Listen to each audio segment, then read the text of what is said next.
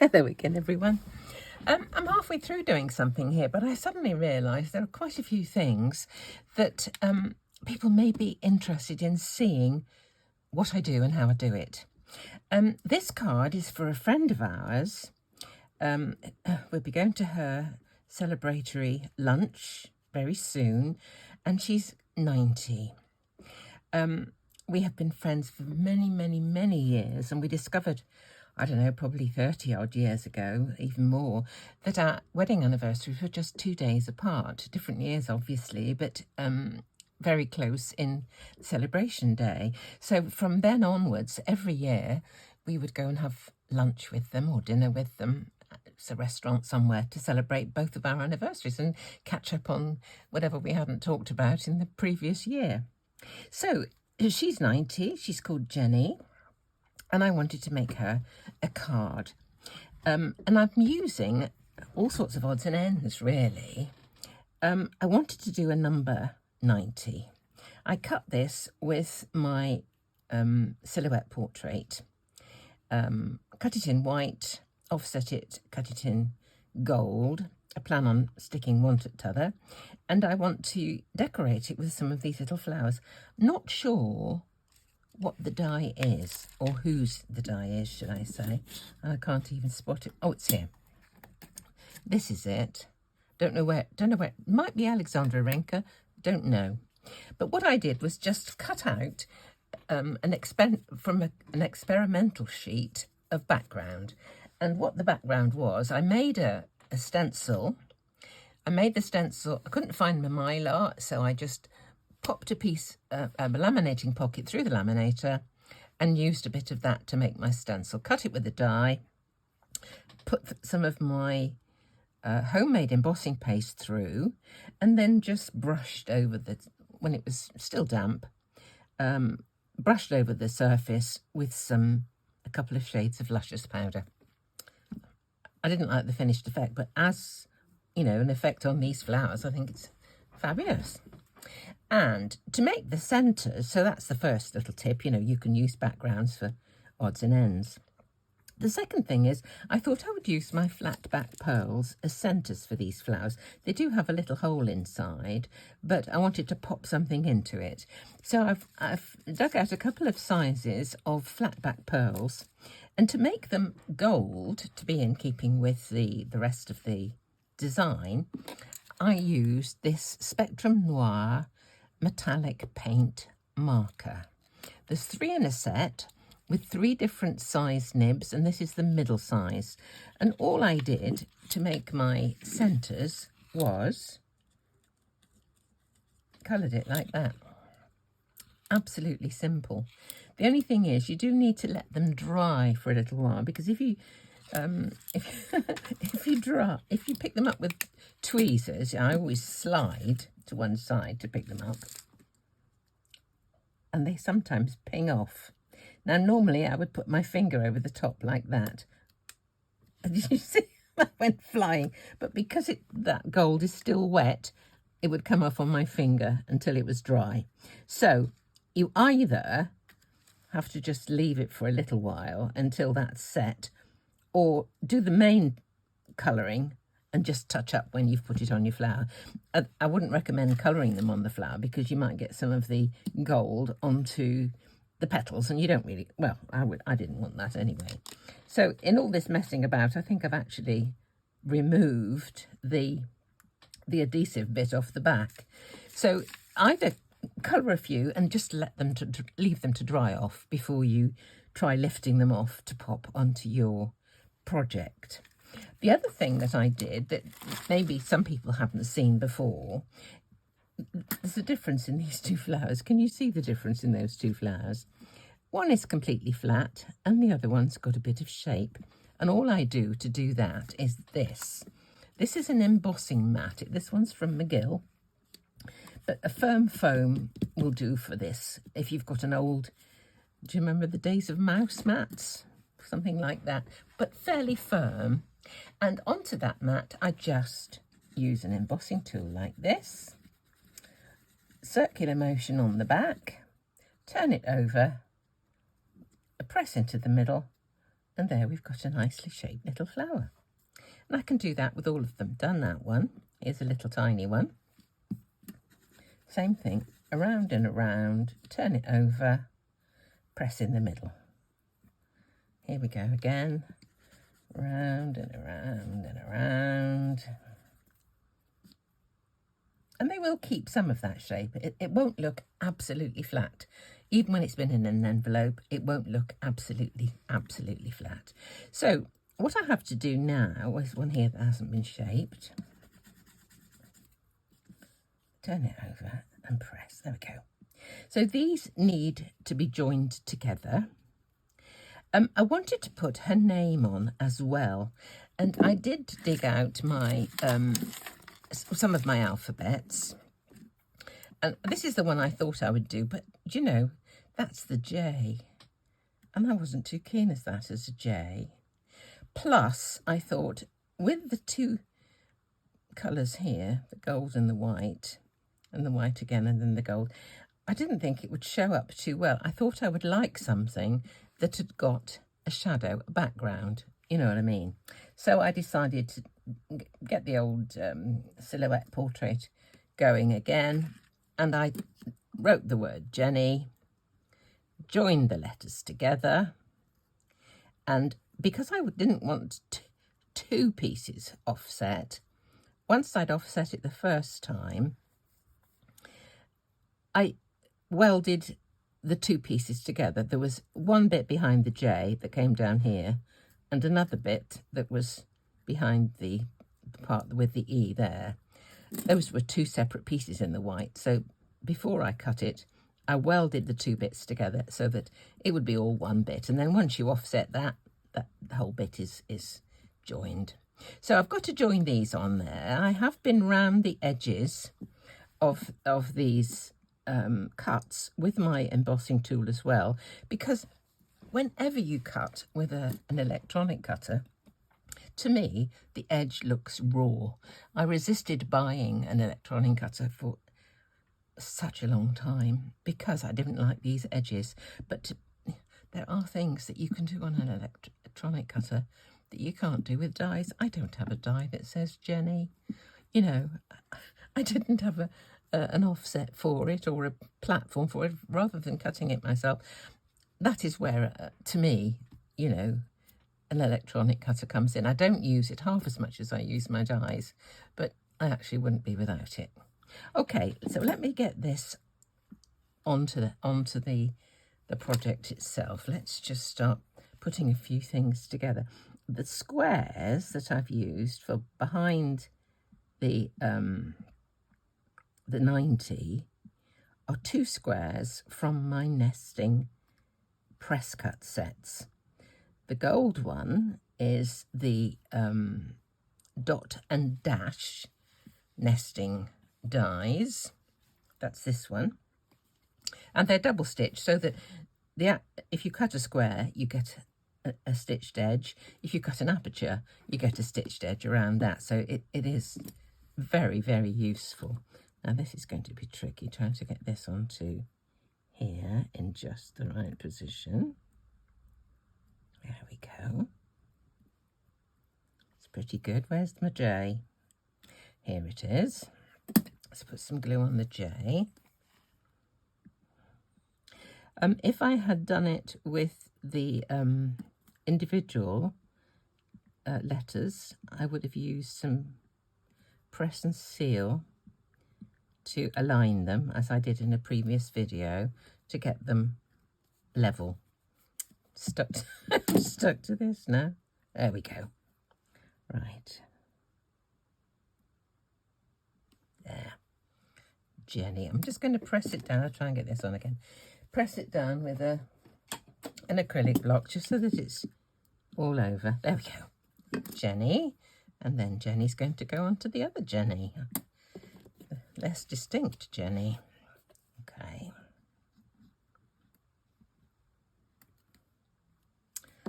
There's a needle, pin. There we go. Just give this a whirl. I've got all sorts of magnets at the back there to keep things from straying, but they still go sometimes, I'm afraid. Right. Yesterday, I had the most amazing spa treatment I've ever experienced. My daughter treated me to this spa treatment at a place called the Pig near Bath, and then we went to lunch afterwards, the two of us. Well, supposed to be the two of us, but my granddaughter had just done a mock chemistry exam and her school finished at lunchtime, so she came to join us for lunch too, which was a little bonus, absolute bonus. So I had the most amazing day. It was worth driving 78 miles there and 78 miles back just to see my daughter and my granddaughter and have such a wonderful, wonderful experience. I'm going to be making a card for her soon, so I will try and video that one. I know what I fancy doing, because these hotels and restaurants called the Pig, there are a few of them around in this country, and their treatment centre, you know, where you have your spa treatment, in some are like shepherd's huts. I don't know if the Americans would know what a shepherd's hut was, but it's a bit like a caravan thing, really, on wheels. It's where the shepherd would go and stay whilst he was out looking after his flock. And I've got a bit of glue on this. It's coming off. That's good. And they've been converted into treatment rooms. Where I went yesterday, it was a potting shed, you know, where people who grow vegetables, and the potting shed is just past the hotel kitchen garden. So you walk past the cabbages and the radishes and the spinach and goodness knows what, go down the garden path to the potting shed, and there's a number of these potting sheds, and you go in, all made of wood, so rustic, beautiful. And this therapist I had, she had magic in her hands. She was wonderful. My husband wants me to go back again.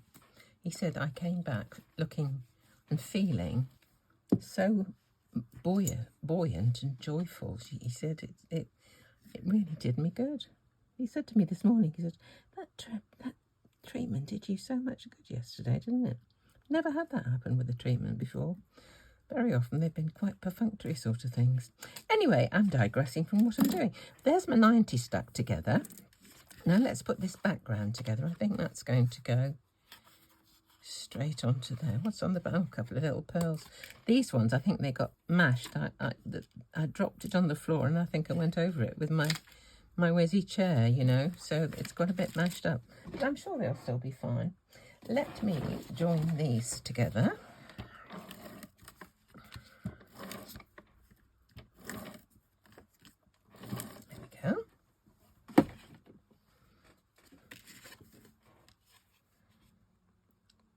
I did ponder about which size to use, but the next size down of the white would have been very tight to put the 90 on. And this is the next size up from you know, the one smaller than this even, so it kind of left me in the lurch a bit. Now I can start building this up if I like, and I could always put this card into a box. I'll show you how I make my boxes as well, if you like. But would that look nice raised up? And then have, perhaps we will. Let's do it. Let me see that. I can put that straight on there. Yeah, I'll put this one straight on there, but I'll raise the 90 up. Okay. The other thing I wanted to talk about in this video is the fact that a card I made recently, everybody was saying, oh, what's that embossing folder that you used on the background? And I didn't use an embossing folder. So I just want to show you kind of what I did with that as well. So I think that's okay.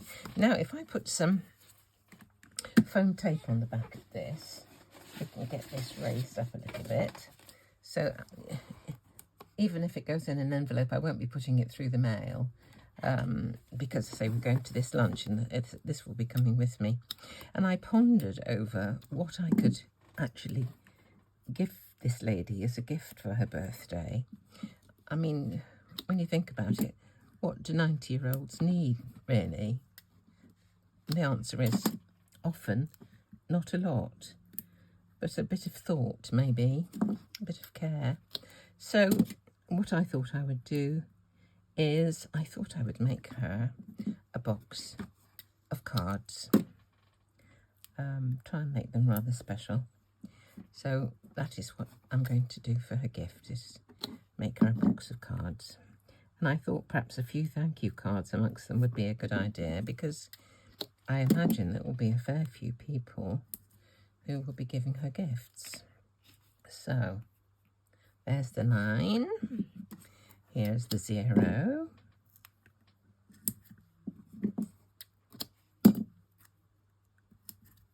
Oops, that's a bit far over there. Let's go it round a bit. There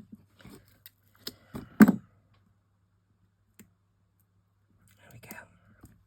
I think I'll be putting these little flowers on with glue dots. I've got various sizes of glue dots, and I find them extremely useful. These are the sort of things, these are from sticks to anything, and these are the tiny ones, and they'll be really, really good for that. So let's just have a look at this. There's the 90, which is going to stand up nicely. That's going to really stand out. The Jenny, I have a fancy for going kind of across there like that.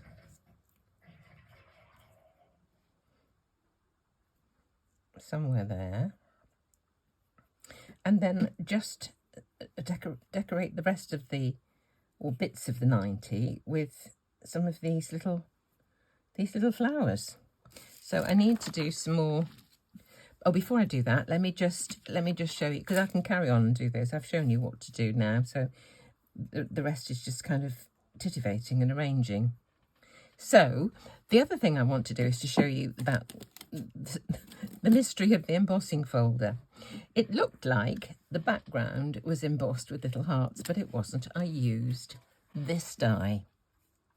I think it's called Falling Hearts or something, and I believe it was Simons's stamp that I got it from. It is intended as a background die where there are lots of little hearts in a heart-shaped holes in your front panel. But I use the waste, which is the actual hearts, for a background. Now, I think most of these have got a bit of. I usually put double-sided tape on the back, and it obviously often peels off. So the backing has come off already, but there was double-sided tape on here. So all I do is just pick them up with a pokey tool like this, get them out of their little hole, and just stick them on. And that's all it is. And everybody said, is it Alexander Renko? What's that? It's beautiful. What is that embossing folder? And I didn't use one. Just little hearts stuck on at random all over the place. So that's how we did it. Let's see which is the right way up. And I don't think that one's got any glue on. No, but that's the process. Just pick it up and stick it on. There we go. So I will carry on and finish this, my card for Jenny. And again, it's just lots of little odds and ends of tips that, I have found useful. So there we go. Using up an old, bit of an old background that I didn't care for. Didn't really work successfully for the whole of the panel, so just use what you've got and have a bit of fun. I may actually put a little bit of gold on the tips of these. Really go for it, So Don't know how many I'll need, but I need to colour some more of these and let them dry.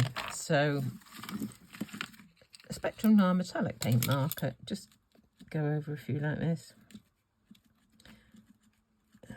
And you know, I say if you leave them to dry, when they're dry, as you pick them up, because as I say, when I pick them up, I tend to put my finger on the top so they don't ping away like one of them did earlier. So there we go, tips and tricks, and have a bit of fun. Thank you, as ever, for watching.